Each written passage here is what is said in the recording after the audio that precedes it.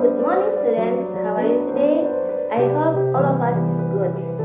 Okay, as usually, before we start our lesson, let us pray. Dear Almighty God, thank you for your blessing until this time. Now we want to start our lesson. Please open our heart and our mind to receive the lesson well. Bless our teachers and our parents. Forgive us for all our sins. Thank you God, amen.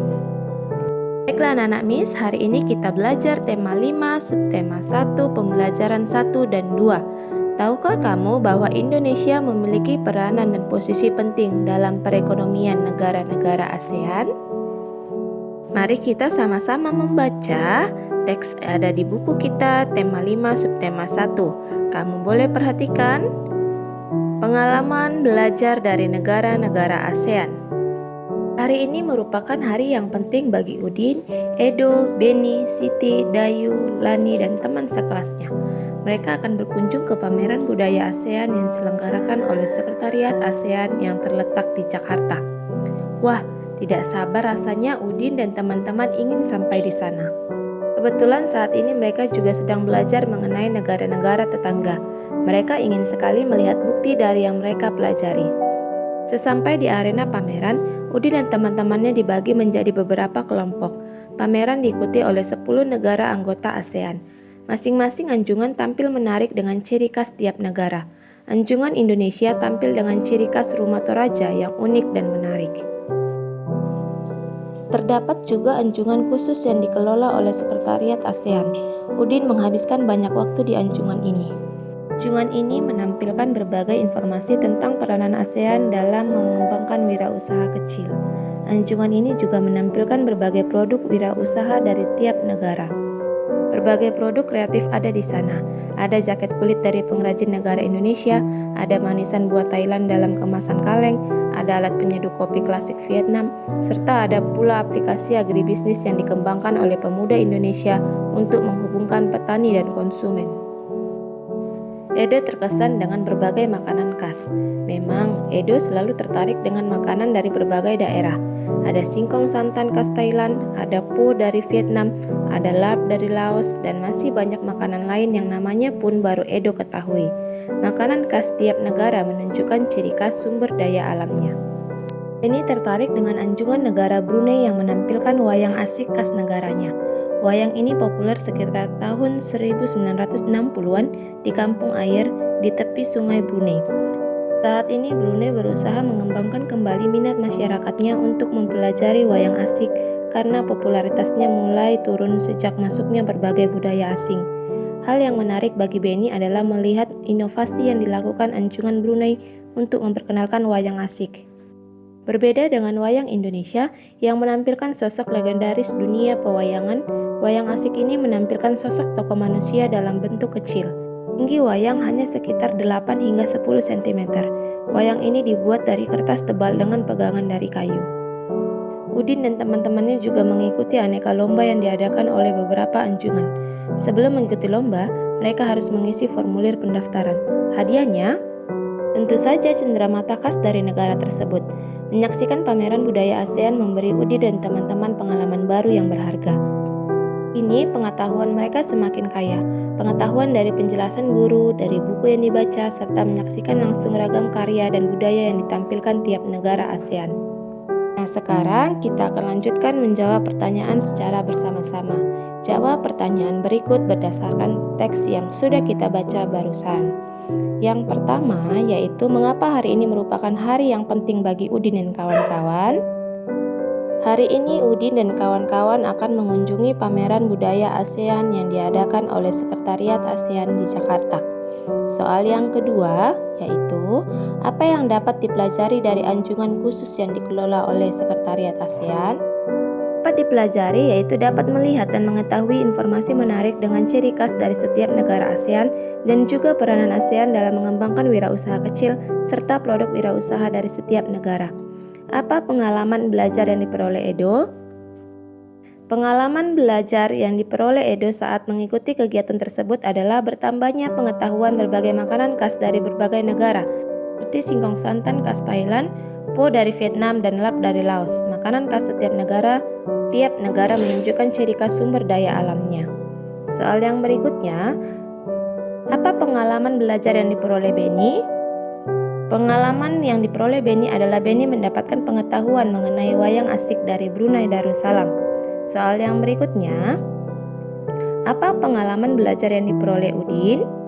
Pengalaman yang diperoleh Udin adalah dapat melihat secara langsung ragam karya serta budaya setiap negara ASEAN dan dapat mengikuti aneka lomba yang diadakan oleh beberapa anjungan.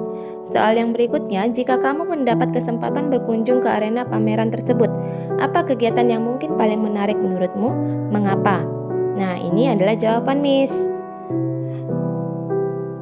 Kegiatan yang menarik untuk saya adalah mengunjungi anjungan makanan dari berbagai negara karena saya suka sekali dengan makanan. Berikutnya, tulis 3 hal yang menurutmu penting dari teks tersebut. Yang pertama, peranan ASEAN dalam mengembangkan wirausaha kecil. Melalui kegiatan ini, produk wirausaha dari setiap negara dapat dikenal. Yang kedua, kebudayaan tiap negara berbeda dan kita harus melestarikan kebudayaan tersebut agar selalu dapat dinikmati.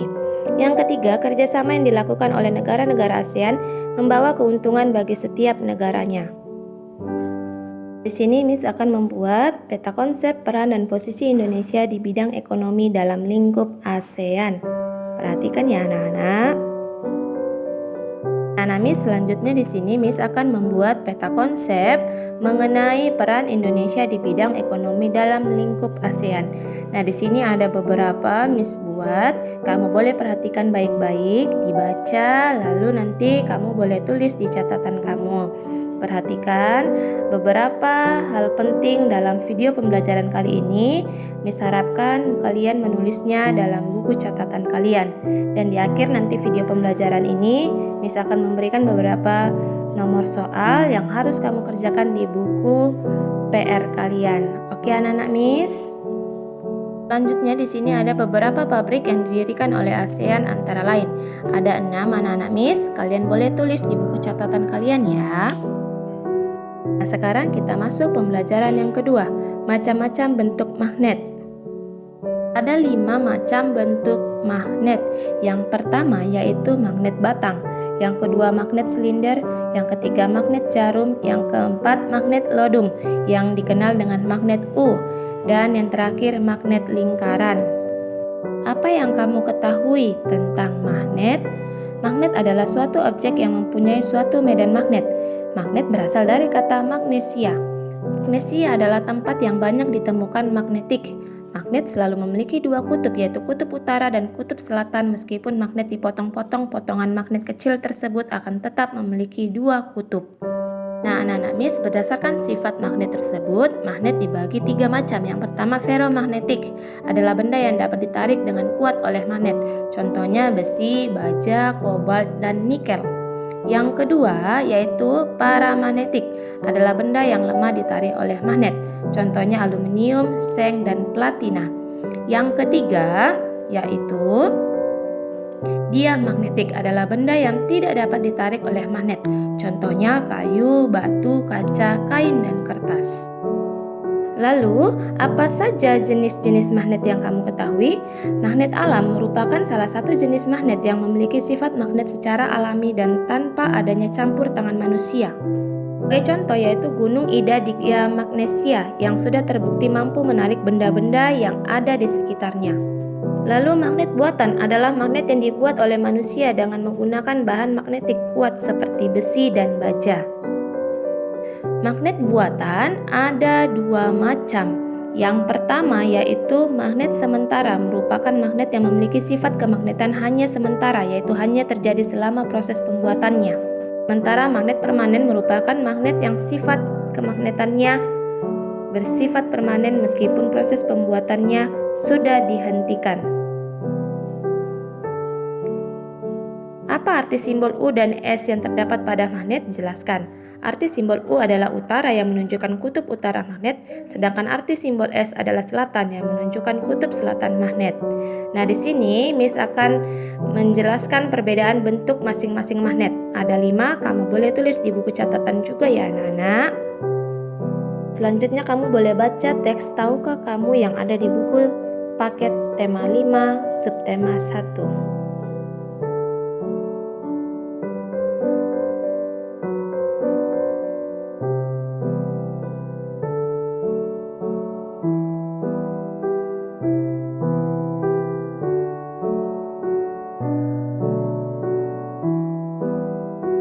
Berdasarkan teks yang sudah kita baca tadi, ada 5 sifat-sifat magnet.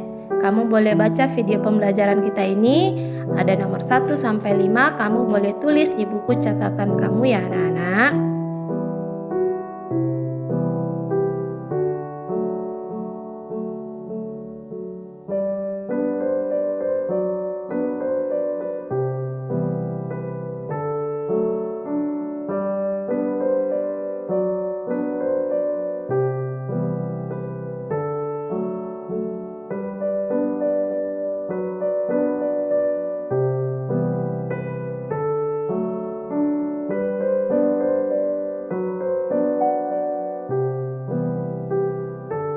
Nah, sebagai tugas kalian boleh kerjakan di buku PR kalian. Ada 5 soal, jawablah pertanyaan di bawah ini dengan benar. Kamu kerjakan dengan benar ya anak-anak. Nah, sekian dulu pembelajaran kita hari ini. Semoga bermanfaat bagi kita semua. Terima kasih. Thank you.